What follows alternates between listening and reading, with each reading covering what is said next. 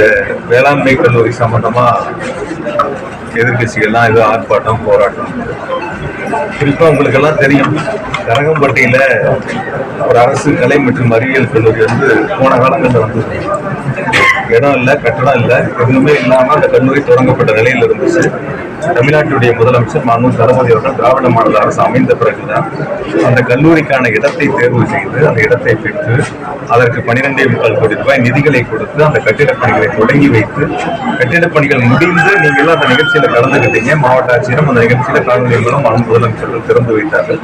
அதே போல ஏதோ அவங்க இருக்கும்போது அரசனுடைய மருத்துவக் கல்லூரியை கொண்டு வந்ததை போல ஒரு தோற்றத்தை உருவாக்கி நேற்று பேசியிருக்காங்க. அந்த திட்டம் யாரால் வந்தது, எப்படி வந்தது, யாரெல்லாம் தடுக்க முற்பட்டார்கள் என்பது உங்களுக்கு எல்லாம் நல்லா தெரியும்.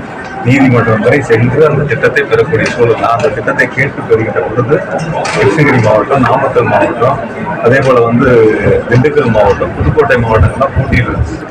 அதையும் கடந்து நம்முடைய கரூர் மாவட்டத்துக்கு 4 தொகுதிகள் ஒதுக்கிய கரூர் மாவட்டத்திற்கு அரசு மருத்துவக் கல்லூரி மற்றும் மருத்துவமனை கொண்டு வர வேண்டும் என்ற முயற்சியோடு கேட்டு பெற்று அந்த திட்டம், அதில் நானும் மாவட்ட ஆட்சியர், மருத்துவம் மற்றும் மக்கள் நல்வாழ்வுத்துறை அந்த இளங்கலை படித்தவர்களுக்கு 1ஆம் ஆண்டு பட்டமளிப்பு விழாவில் முதல் பேட்ச் முடிச்சு வெளியே போறவங்களுக்கு நாங்கள் கலந்து கொண்டு எங்களுடைய முதலமைச்சருடைய வழிகாட்டுதலோடு பட்டங்களை வழங்கிய போது இருந்த மகிழ்ச்சி என் வாழ்நாள் அடைய முடியாத சிறந்த ஒரு மகிழ்ச்சியாக கருதினேன். எனவே அரசு வேளாண்மை கல்லூரியை பொறுத்தவரை இடம் தேர்வு செய்யப்பட்டு மாவட்ட ஆட்சித்தலைவர் அரசுக்கு கருத்துக்கள் ஏறத்தாழ 7 கோடி ரூபாய் மற்ற துறையினுடைய இடம் என்பதால் அதற்கு அரசு நிதி ஒதுக்கி 7 கோடி ரூபாய் அந்த துறைக்கு நிதிகளை வழங்கி அந்த நிலம் வகை மாற்றம் செய்வதற்காக அரசுக்கு கருத்துரைக்கப்பட்டிருக்கின்றன.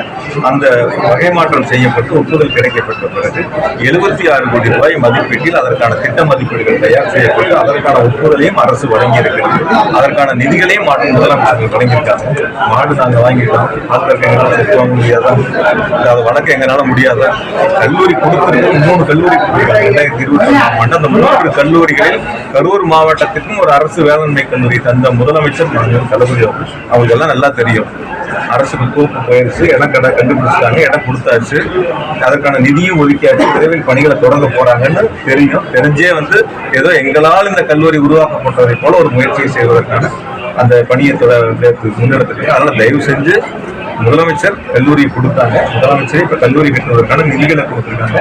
இடத்திற்கான நிதிகளை 7 கோடி ரூபாயும் முதலமைச்சரே கொடுத்திருக்கிறாங்க. விரைவில் அந்த கல்லூரிக்கான அடிக்கல் நாட்டு விழா நடைபெற இருக்கு.